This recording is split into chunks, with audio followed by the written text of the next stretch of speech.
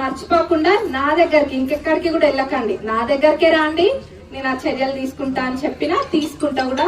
మీరు మటుకు మీ జేబులో నుంచి రూపాయి ఇవ్వద్దు. మరి కాంగ్రెస్ ప్రభుత్వము ఇదే స్ఫూర్తితో ముందుకెళ్తుంది. ఇంకేమైనా పెండింగ్ పనులు ఉన్నా గానీ తప్పకుండా నెరవేరుస్తుంది కాంగ్రెస్ ప్రభుత్వము. ఇప్పుడే కాదు, ఏ సమస్య ఉన్నా గానీ నేను మొదటి నుంచి చెప్తున్నా, ప్రచారం రోజు నుంచి చెప్తున్నా, ఏ సమస్య ఉన్నా గానీ నేరుగా మా దగ్గర రాండి. మీ బాధలు తీరవడానికే మేము ఉన్నాము, ప్రజాసేవ కోసమే ఇక్కడికి వచ్చినాము. మరి అందరూ కూడా దయచేసి అప్లై చేసుకోండి.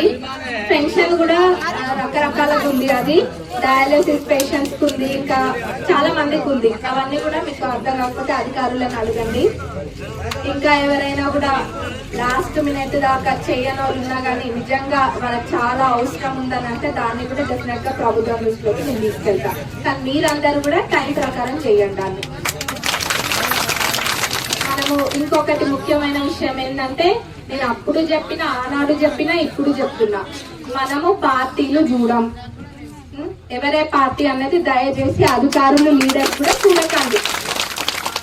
మనకే పార్టీ అన్నది ముఖ్యం కాదు, వాళ్ళ కుటుంబానికే కానివ్వండి, అప్లై చేసిన వ్యక్తికే కానివ్వండి, అవసరం ఏ తిరుగుంది అన్నది మనకి ఇంపార్టెంట్.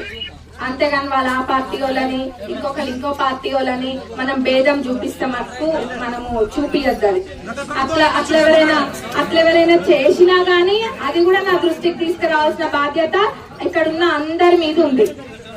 కాబట్టి అందరూ కూడా ఇది దృష్టిలో పెట్టుకోండి. డబ్బులు తీసుకోవద్దు, పార్టీలు చూడొద్దు, అర్హులైన వాళ్ళని మటుకు చూడాలి. ఇవన్నీ కూడా వెరిఫై అయితే తప్పకుండా మరి కాంగ్రెస్ ప్రభుత్వం అన్ని కూడా అమలు పరుస్తుంది. మళ్ళీ కలుద్దాం.